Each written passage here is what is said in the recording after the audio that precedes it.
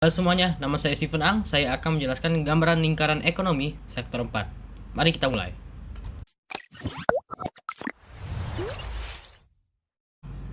Jadi, pada aliran pertama, RTK berperan sebagai penyedia faktor-faktor produksi seperti SDA, SDM, modal, dan skill atau kewirausahaan kepada RTP sebagai pengolah faktor-faktor produksi.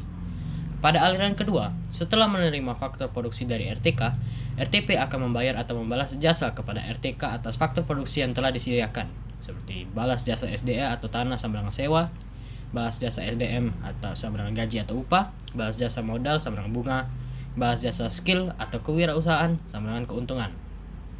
Pada aliran ketiga, RTP mengolah faktor produksi menjadi barang atau jasa yang kemudian dijual kepada RTK untuk memenuhi kebutuhan.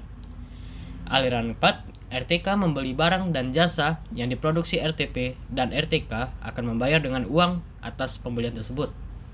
Pada aliran kelima, RTK dan RTP membayar pajak kepada pemerintah sebagai pengatur perekonomian negara.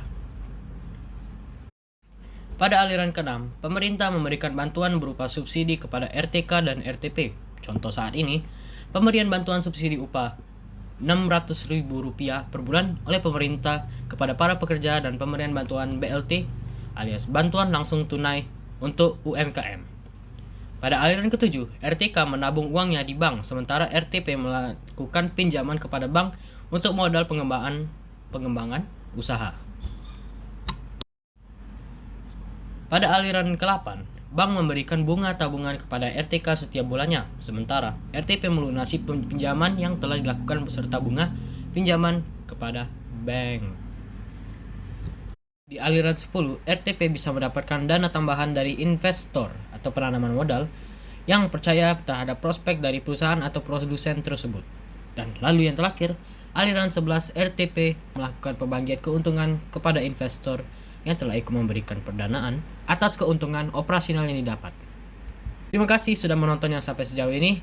Saya Steven Ang, mohon maaf atas kualitasnya dan mohon maaf bila saya ada salah kata. Bye-bye.